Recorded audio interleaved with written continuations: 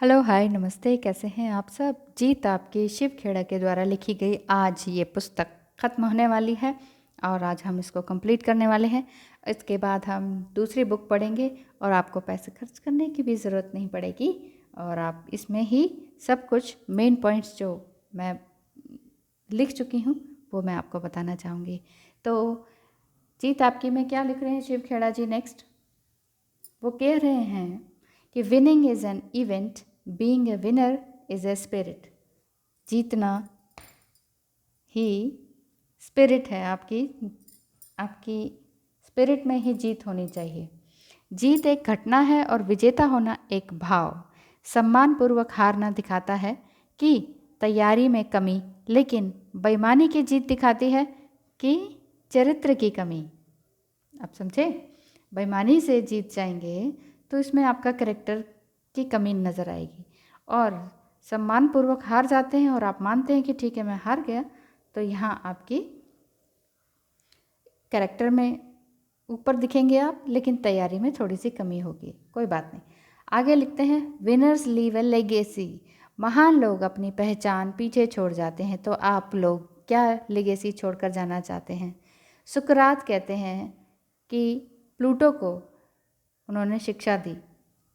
प्लेटो को उन्होंने क्या शिक्षा दी। प्लेटो ने अरस्तु को पढ़ाया और अरस्तु ने सिकंदर यानी कि अलेक्जेंडर द ग्रेट को ज्ञान दिया।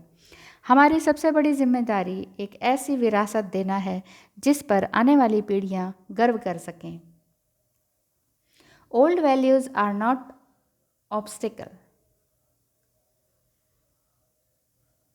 Old values are not absolute.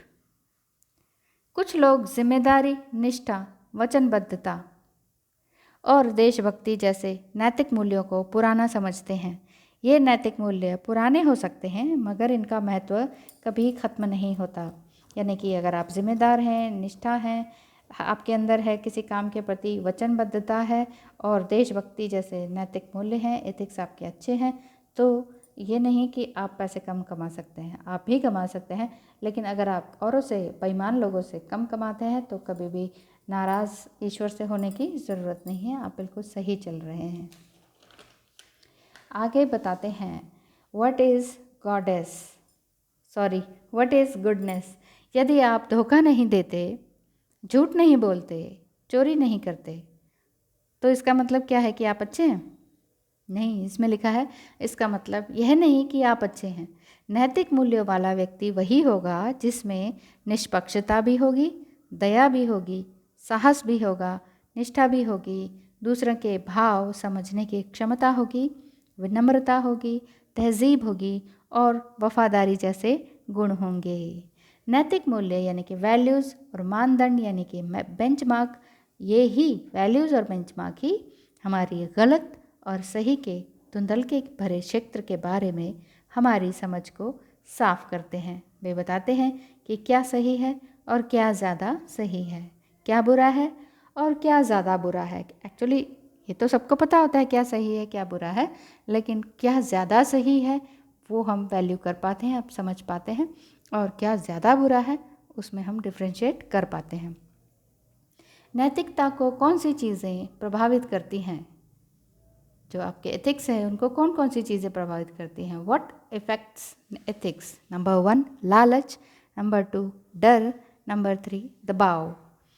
अनैतिक काम उपरोक्त तीनों के होते हुए, यानी कि लालच भी है किसी काम में, डर भी है और कोई प्रेशर भी है किसी भी तरह का, तो उचित नहीं ठहराए जा सकते, वो काम नैतिक रूप से सही नहीं है।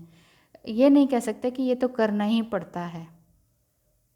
किसी प्रेशर में कर रहे हैं, किसी डर से कर रहे हैं, किसी लालच से कर रहे हैं, क्योंकि आपको सिर्फ पैसा चाहिए, तो आपके एथिक्स ज़ीरो हैं।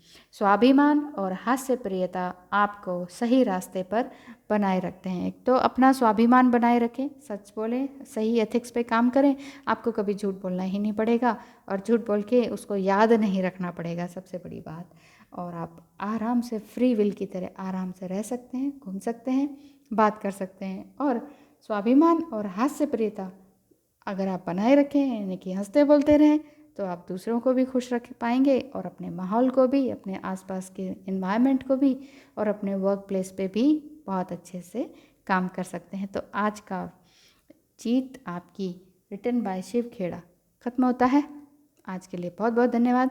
नेक्स्ट हम पढ़ने वाले हैं the magic of thinking big, written by doctor David J Schwartz. Next पढ़ने वाले हैं। क्या आप इंटरेस्टेड हैं? अगर हैं तो बताइए, नहीं है तो भी मैं शुरू करने वाली हूँ। हाँ, ठीक है। थैंक यू सो मच मुझे देखने सुनने के लिए। Bye bye, have a nice day.